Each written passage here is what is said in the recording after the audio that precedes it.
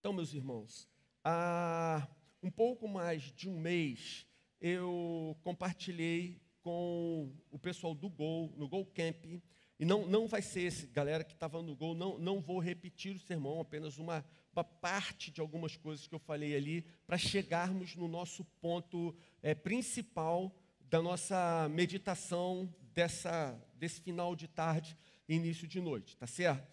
Então, gente, para a gente entender o que eu pretendo ressaltar, quando a gente chegar em Gênesis, eu preciso contar para vocês, muito superficialmente, alguns aspectos, alguns detalhes da vida de Abraão. A história de Abraão começa no livro de Gênesis, no capítulo 12, e ela tem início quando Deus manda Abraão sair de casa. Ele simplesmente diz: Abraão, sai da sua terra, sai do meio da sua família, deixa os seus amigos para trás e vai para um lugar que eu vou lhe mostrar. Então, quando Deus chamou Abraão, ele, num primeiro momento, ainda não tinha dito para Abraão para onde ele deveria ir. Era simplesmente para ele sair, acreditando que no momento certo, Deus lhe daria a sua direção. Deus diria exatamente para onde ele estava levando Abraão. E Abraão parte assim, pela fé, crendo que Deus estava dirigindo sua vida, Deus estava falando ao seu coração, e assim a gente vê o início da história desse patriarca. Em Gênesis 15, alguns capítulos mais adiante, a gente vê que Abraão já era velho. A Bíblia cita ele assim, e a sua esposa também. E ela usa esse termo, velhice, mais para explicar o seguinte: eles já haviam perdido, vamos dizer assim, poética e biblicamente, o costume dos casais. Não havia mais possibilidade humana deles virem a ter filhos. E eles já tinham se acomodado a essa realidade. Eles já haviam aceitado isso em seus corações. Essa questão não era mais um problema para eles. Abraão e Sara viviam bem sem ter filhos, pelo menos sem ter filhos que tenham sido gerados por eles propriamente dito. Não havia nenhuma crise em relação a eles assim. Inclusive, eles haviam decidido que uma das escravas deles teria o filho no lugar de Sara, e esse seria então o herdeiro de Abraão. Quer dizer, eles deram um jeito de arrumar a questão e viviam confortavelmente, tranquilamente em relação a isso. Mas Deus chama Abraão, fala para Abraão olhar para as estrelas do céu e fala para Abraão: Abraão, a sua descendência será como as estrelas que você está vendo. A sua descendência será incontável e extremamente abençoada. E aconteceu, sobrenaturalmente, que no tempo exato, definido pelo Senhor, Isaque, filho de Abraão e Sara, nasce. Abraão ama Isaque de todo o seu coração. Gente, quem aqui é pai, mãe, sabe da sensação de você pegar o seu filhinho no colo? Esses dias, Pedro e Gabi chegaram lá em casa, Arthurzinho estava dormindo, aí eles pararam o carro na frente, fui lá ajudar, eles me deram Arthurzinho, eu peguei, e você que está aí com esse sorriso sarcástico no seu rosto, ontem ele só dormiu comigo lá em casa, tá certo? Não dormiu com Fátima não, dormiu comigo, tá bom? Aí eu peguei Arthurzinho, né? Estou levando ele para dentro de casa, quando a gente passou daquele sol, esse sol que vocês conhecem do Rio de Janeiro, entramos no ar-condicionado, ele notou que alguma coisa assim mudou, aí ele ainda deitado, dormindo, sonolento, ele abriu um olho assim para cima, aí ele viu que era eu, aí ele riu e continuou dormindo, né? Gente, eu entendi totalmente o que ele estava dizendo naquele momento. Ele estava dizendo assim: gente, eu estou no colo do meu avô. Ele não vai deixar acontecer nada comigo. Ele vai me proteger, ele vai cuidar de mim. Daqui a pouco a gente vai andar no balanço, ele vai fazer uma farra comigo, como eu gosto de estar com meu avô. Então, era essa sensação, imagino, do Arthurzinho, né? E você, como pai, você pega esse neném, você pega esse filho gente que sente tudo isso por você, como você retribui isso? Olha, eu digo para vocês o seguinte, essa experiência do amor, eu acho que amor é mesmo uma coisa assim, especial, misteriosa, é algo totalmente inerente ao reino de Deus, às coisas de Deus. O amor legítimo, ele pertence todo ele ao Senhor e ao seu reino. Quando Pedro, meu filho mais velho, nasceu, eu tive essa sensação de pegar o próprio filho no colo, gente, aquela sensação foi assim, mais ou menos o que Bernardo e Jéssica sentem nesse momento. Eu seria capaz de morrer por essa criatura aqui. Eu amo tanto, mas eu amo tanto esse neném. Cara, eu não teria a menor dúvida, se fosse necessário, para protegê-lo, para que ele sobrevivesse, para que ele tivesse uma vida melhor, ou qualquer coisa, que ele fosse socorrido, eu não teria a menor dúvida, eu não hesitaria por um segundo sequer em dar a minha vida por amor a eles, ao meu filhinho. Aí nasceu Felipe, e eu fiquei imaginando como seria isso, como é isso no coração de um pai, de uma mãe. E aí vem novamente o mistério do amor. Eu amava o Pedro com todo o meu coração. Quando Felipe nasceu, o mistério foi o seguinte, você que é pai de 2, 3 filhos ou mais, deve ter passado pela mesma sensação. Quando o Felipe nasceu, eu peguei ele no colo, repetiu tudo igual. Falei, gente, eu amo esse moleque de todo o meu coração e não hesitaria um instante sequer em dar minha vida por amor a ele. Então, olha só, olha o mistério. Veio o primeiro filho, eu amei com todo o meu coração. Veio o segundo filho, ao invés do coração ficar dividido e eu amar cada um com metade do coração, a gente passa a amar os nossos filhos, todos eles individualmente, com todo o nosso coração. Aí nasceu Ana Paula, tudo se repetiu. Ao invés do coração ficar dividido em 3, e cada um com 1/3 do meu coração e do meu amor, enfraquecido, fragilizado, o que aconteceu foi que eu passei a amar cada um com toda a intensidade, com toda a integridade do meu coração. Enfim, é um mistério que eu acho que é inexplicável pela ciência, mas o amor é assim que funciona. Hoje a família cresceu, tenho 2 norinhas, tenho um netinho. Nem precisa dizer para vocês que a sensação, o sentimento por eles é o mesmo de um filho, né? Não teria hesitação nenhuma. Agora, no início de outubro, eu tive uma experiência um pouco diferente. Em junho, o meu cachorro, teólogo Duque, ensinou muita teologia. Pelo menos mais do que muito professor de seminário. O Duque foi um companheiro ali de mais de 9 anos lá em casa. Quando chegou o mês de junho, sua barriga inchou, ele foi examinado e os veterinários constataram que ele estava com Ehrlichia, doença do carrapato, e filária, que é um verme que dá no coração. Eles examinaram, ele começou o tratamento. Primeiro foi uma dose cavalar de antibiótico. A barriga continuou inchando e ele precisou de uma outra dose. Chegou num certo momento que o Duque não conseguia sequer sentir cheiro de carne, que era uma coisa que ele amava. Mas ele já estava tão remexido por causa de todos aqueles remédios, que ele não conseguia mais nem comer. Foram-se 4 meses nesse sofrimento, vários irmãos ajudaram, vários veterinários ajudaram, contribuíram, mas a situação, eu que convivia com o Duque, via que estava de mal a pior. Então, quando chegou na metade do mês de setembro, um dia a gente estava caminhando, ele adorava passear, ele me esperava para passear a hora que eu chegasse em casa. Então, a gente foi dar uma volta pelo quarteirão, e quando a gente estava se aproximando de casa, ele simplesmente parou, sentou, e depois de alguns instantes ele deitou. Aí eu falei, meu Deus, o que eu vou fazer com esse cachorro deitado no meio da rua? Como é que eu vou levar ele para casa? Aí eu pensei, vou deixar ele aqui, vou correr em casa, vou pegar mas e se eu deixar o cachorro aqui? Meu cachorro, ele sempre foi mal-humorado. Se eu deixar esse cachorro aqui e aí passa alguém, faz o carinho nele, não sei se ele vai reagir, se não vai reagir, ou entra um carro em velocidade na rua, atropela o bicho. Pô, como é que eu vou fazer? O cachorro está aqui, não tem ninguém em casa. Como que eu vou resolver esse problema?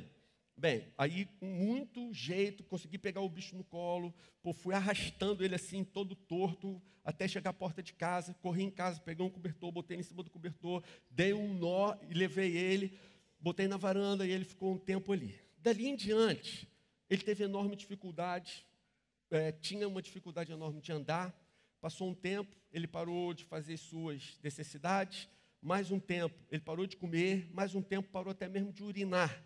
Então, assim, está tudo indo de mal a pior, eu via que ele estava com muitas dores, e aí chegou um determinado dia de noite, que eu e Fátima fomos tentar mexer com ele, e ele, ao invés de dar um latido, ele deu um grunhido, uma coisa horrível, um grunhido de dor. Aí, a gente entendeu, cara, o bicho está sofrendo demais.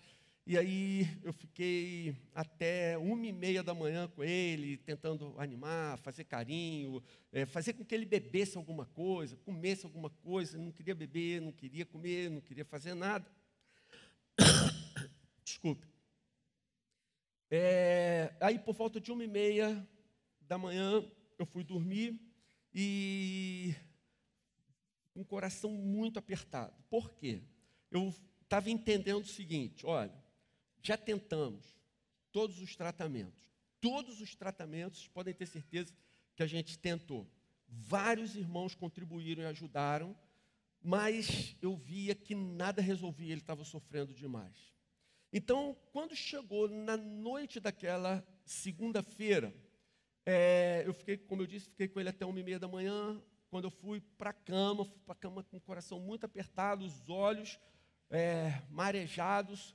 Aí eu orei e pedi para o Senhor, olha, um problema. O Duque está sofrendo demais. Então eu não sei se esse tratamento vai ter algum resultado. A impressão que dá é que, apesar de todo o esforço, ele vai de mal a pior. Então, Senhor, eu não tenho coragem de mandar sacrificá-lo. Gente, olha o que acontecia. Toda vez que ele tinha que esvaziar a barriga, isso acontecia pelo menos umas 2 vezes por semana, eu tinha que levantar ele, botar numa maca e ficava segurando e fazendo carinho nele. E aí o Duque, que também conversava bem com os olhos comigo, né? Ele ficava me olhando assim, dizendo assim, olha, eu só estou aqui sem aprontar um fuzuê terrível, porque eu confio em você. Porque você está aqui do meu lado, mas não sai daí não. Eu entendi ele falando isso comigo o tempo todo. Então eu ficava imaginando, se eu fosse pegar aquele cachorro, botar numa maca e dizer para o veterinário, cara, sacrifica, mata o bicho. Eu jamais ia me perdoar. Então naquele dia, que eu fui dormir mais tarde, fiquei com ele, eu parei de noite, orei, falei, Senhor, ó, a situação está muito difícil, está muito ruim, eu não tenho coragem de mandar sacrificar, eu não vou conseguir sacrificar o bichinho. Então, Senhor, por favor, se esses tratamentos não vão trazer nenhum resultado, Senhor, leva ele, mas me livra de ter que tomar uma decisão no sentido de ter que mandar sacrificá-lo. E no dia seguinte, a gente acordou de manhã com a nossa secretária, muito nervosa, gritando, Senhor Henrique, vem aqui. O Duque parou de respirar. E aí, ele já tinha partido. Então, por que eu contei essa história para vocês? Para dizer para vocês o seguinte, olha, eu seria capaz de dar a minha vida por um filho que amo, por um netinho que amo, por uma pessoa querida. Eu seria capaz de dar minha vida, mas sem hesitar. Mas eu não tive coragem de sacrificar nem o meu cachorro. Não tive coragem de fazer um negócio desse. E louvo a Deus pela sua bondade e misericórdia, que interviu e me livrou de ter que tomar uma decisão assim.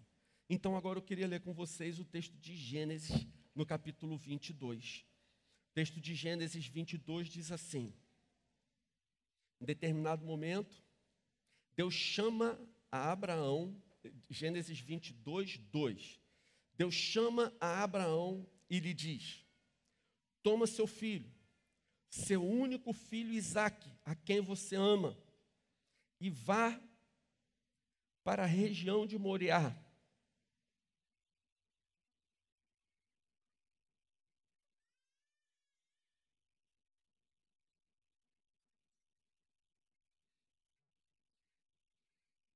Sacrifique-o ali como holocausto, num dos montes que lhe indicarei.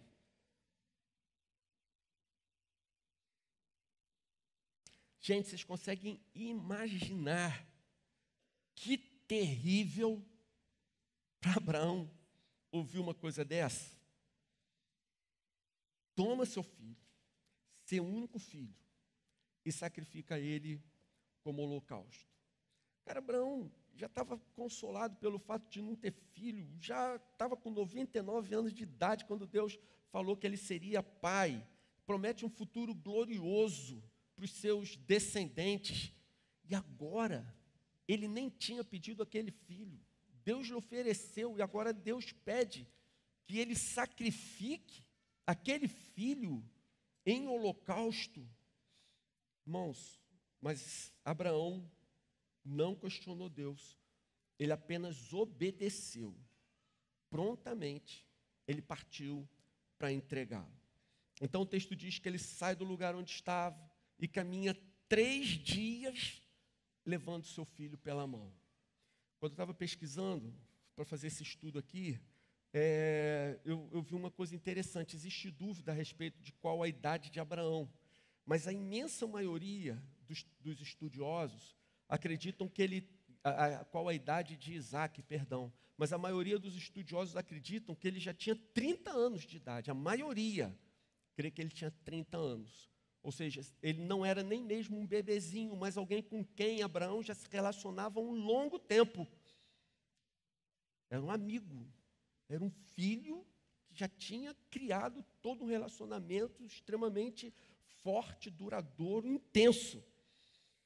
3 longos dias, 3 longas noites, caminhando com Isaque, tendo em seu coração essa firme determinação de obedecer ao Senhor.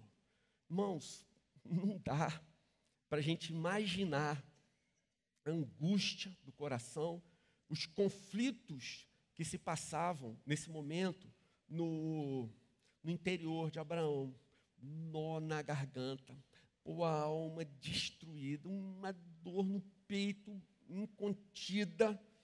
Apesar de tudo, ele estava disposto a obedecer. Em determinado momento, no versículo 5, ele diz aos seus servos: fiquem aqui com o jumento, enquanto eu e o rapaz vamos até lá, e depois de adorarmos, nós voltaremos. E aí, a partir desse momento, Abraão e Isaque caminham sozinhos. E num trecho dessa caminhada, Abraão ouve de Isaque a pergunta mais terrível de toda a sua vida. Isaque se volta para ele e fala: pai, as brasas e a lenha estão aqui, mas onde está o cordeiro? A gente está levando a lenha, a gente está levando fogo, a gente está indo prestar um sacrifício ao Senhor, mas onde está o cordeiro para o holocausto? E Abraão não podia responder.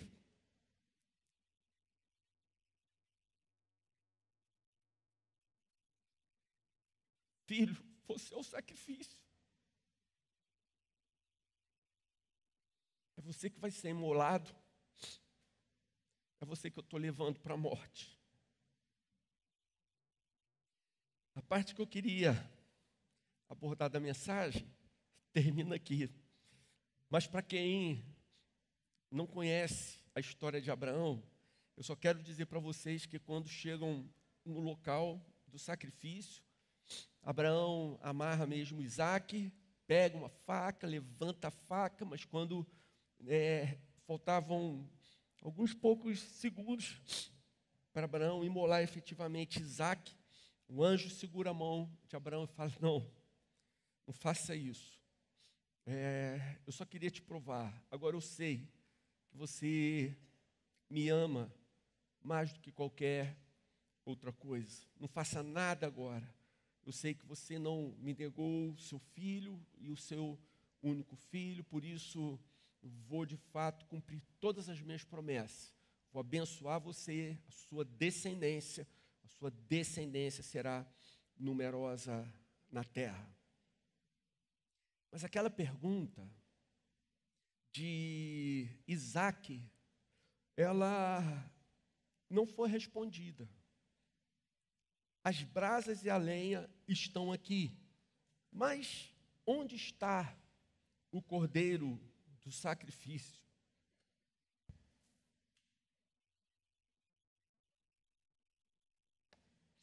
Essa pergunta, ela ficou sem resposta por cerca de 2000 anos, até que João Batista aparece batizando no meio do deserto. Enquanto João Batista batiza aquelas pessoas no deserto, num determinado momento, Jesus aparece para ser batizado também. Quando João Batista o vê, ele diz: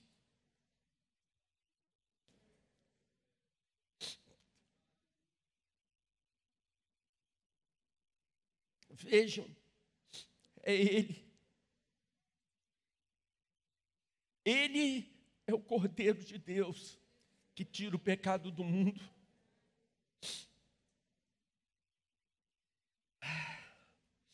Onde está o Cordeiro? Está ali Ele. Depois de esperar por tantos séculos, Ele veio, Ele apareceu.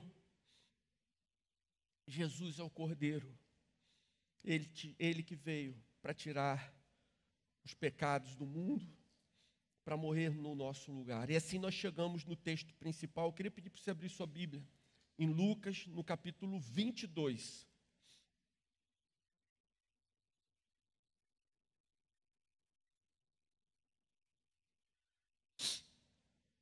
Lucas 22, capítulo 7, diz assim: finalmente chegou o dia dos pães sem fermento, no qual devia ser sacrificado o cordeiro pascal. Jesus enviou Pedro e João dizendo: vão preparar a refeição da Páscoa. Aí versículo 14. Quando chegou a hora, Jesus e os seus apóstolos reclinaram-se à mesa. Verso 19. Tomando o pão, deu graças, partiu e o deu aos seus discípulos, dizendo: isto é o meu corpo, dado em favor de vocês. Façam isso em memória de mim. Da mesma forma, depois da ceia, tomou o cálice, dizendo: este cálice é a nova aliança no meu sangue, derramado em favor de vocês. E essa, gente, foi a primeira Páscoa em mais de 1.200 anos que foi celebrada sem que houvesse um cordeiro cozido naquela mesa para ser servido.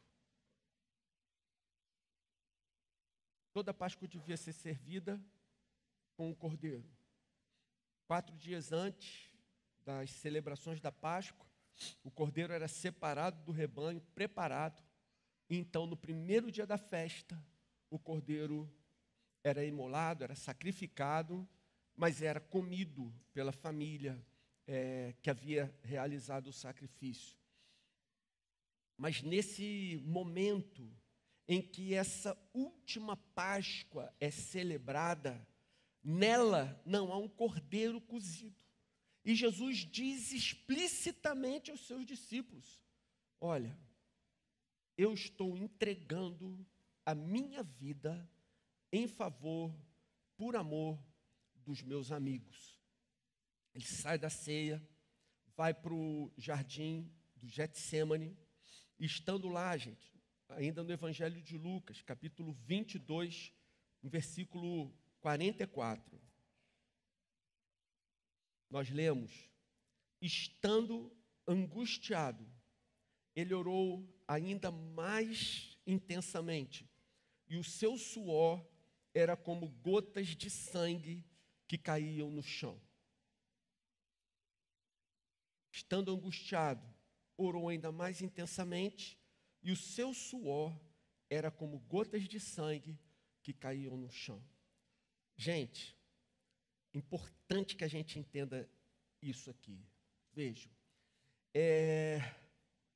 a angústia de Jesus nesse momento, que fez com que ele sentisse essa aflição tão terrível, que o seu suor se transformou em gotas de sangue, não foi por um pavor incontido do que ele viria sofrer na cruz.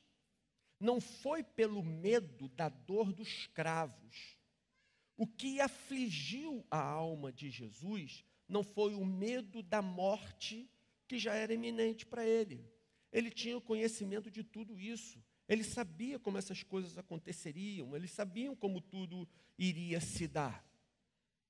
Mas a Trindade, Pai, Filho, Espírito Santo, desde a eternidade passada, por todas as eras, sempre foi o principal exemplo de comunhão plena, perfeita, indestrutível, uma comunhão completa, total, absoluta. Mas no momento em que Jesus está na cruz, levando sobre si os nossos pecados, naquele momento em que ele morre por cada um de nós, no momento em que o Pai contempla o Calvário, o que ele vê não é o seu Filho santo, não é o seu Filho impecável, não é o seu Filho perfeito morrendo naquele momento. Mas quando Deus olha para a cruz, ele vê cada um de nós. Jesus morreu por nós. Então, naquele instante, perdoe usar essa expressão, a cruz exalava o mau cheiro dos nossos pecados. Nesse momento, a cruz era algo hediondo, completamente repulsivo. E o Deus que é santo, santo, santo, desviou o seu rosto de Jesus. Então, nesse instante, Jesus fica só na cruz, levando sobre si os nossos pecados, levando sobre si os nossos erros, levando sobre si as nossas culpas. Então, a aflição de Cristo no Getsêmani, que fez com que ele suasse sangue, não foi o medo da cruz, ou o medo da dor dos cravos, ou a morte iminente, mas o seu temor era sobre como ele passaria por esses instantes em que o Pai, por ele estar levando os nossos pecados, desviaria o seu rosto dele. Como ele suportaria, ainda que por alguns breves instantes, a separação, o rompimento da comunhão com o Pai e com o Espírito. E assim, no final de tudo isso, Jesus dá o seu brado triunfante. Está consumado. Acabou. Não resta nada para ser feito. Tudo que o Pai lhe designou foi realizado. Não faltou absolutamente nada. Não restou nada que precisássemos fazer.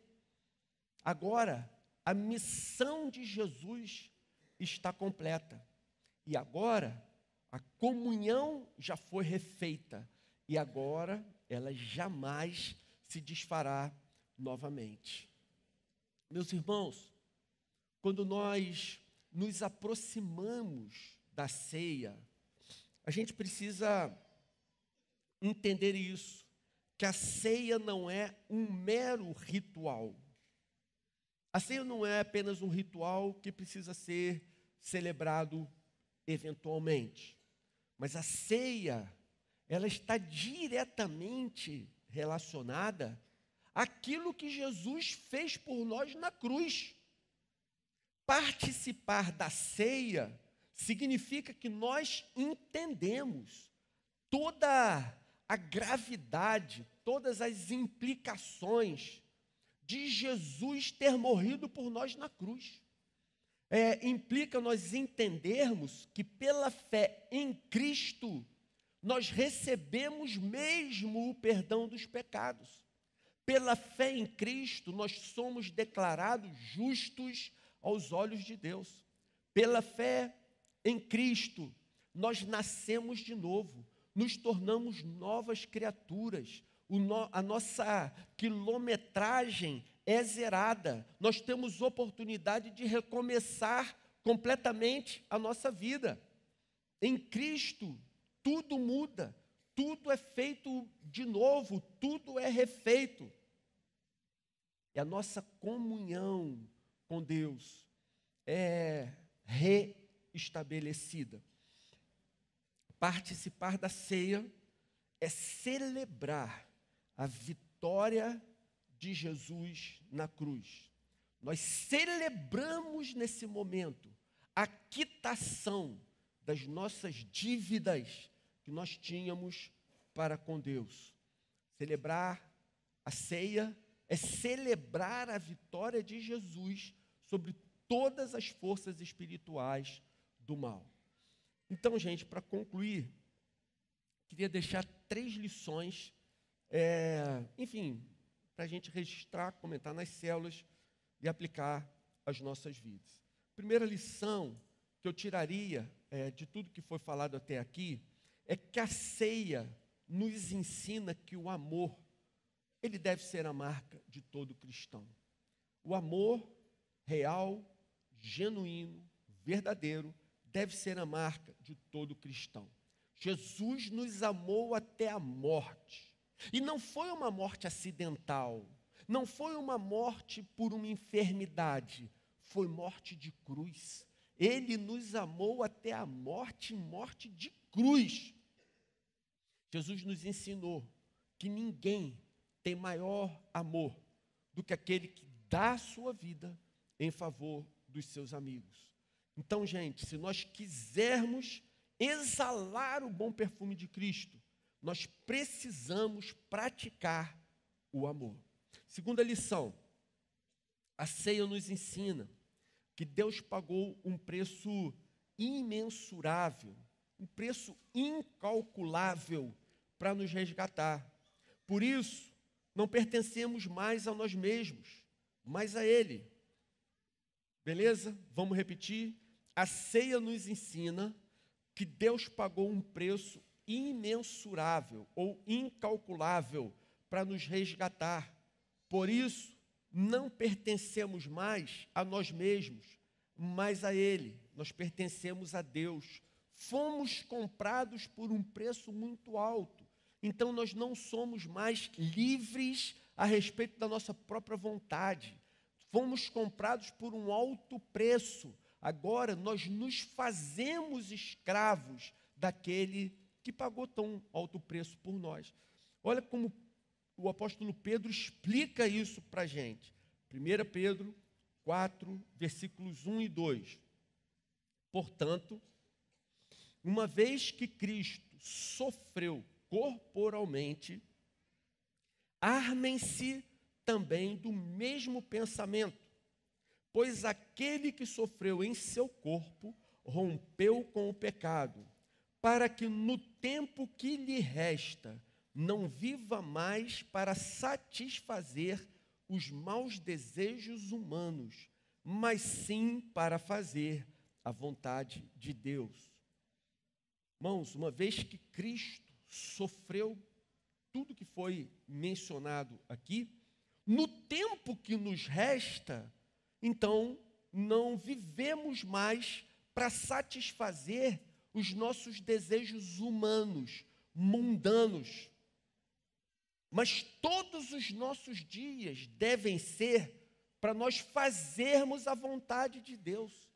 O preço foi muito alto. Ora, diante do sacrifício de Jesus, nada mais resta fazer, senão deixarmos de satisfazer os nossos maus desejos e buscarmos fazer a vontade de Deus.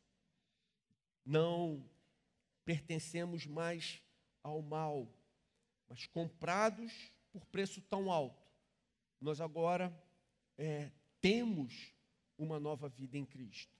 Terceira lição: a ceia nos ensina que o sacrifício de Jesus é perfeito e é eterno.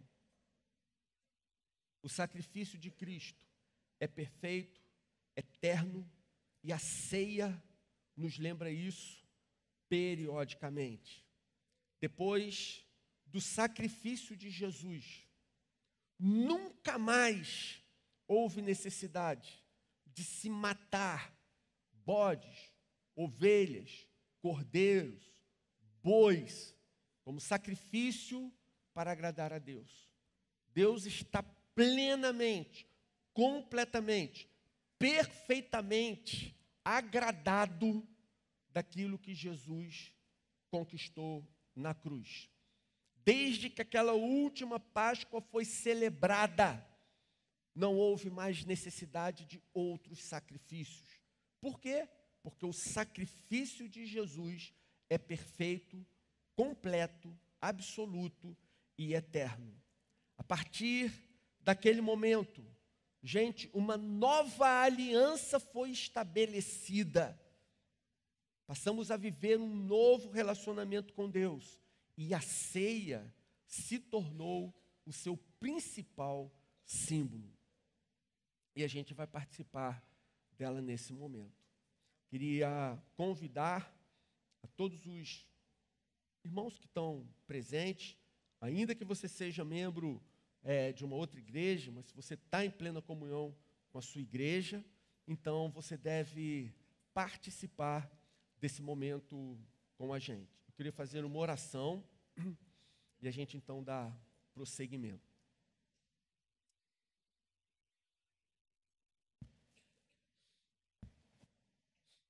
Senhor, de fato, só quando chegarmos na eternidade é que vamos entender a real dimensão de tão grande amor.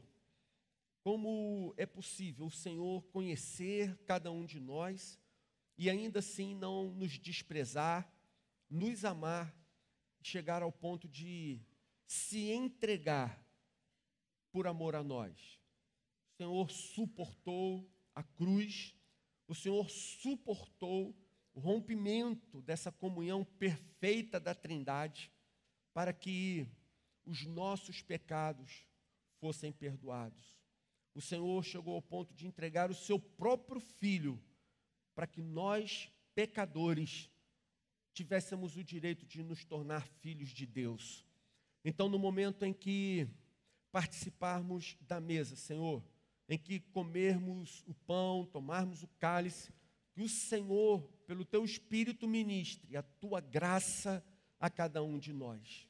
Vem, Senhor, derrama do Teu perdão, envia um sopro renovador do Teu Espírito, abre o nosso entendimento para que a gente possa contemplar toda essa realidade dessas situações espirituais que implicam na Santa Ceia. Então, por favor, Senhor, vem o Senhor agora mesmo, preside esse momento aqui. Nós pedimos e agradecemos no nome do Senhor. Amém.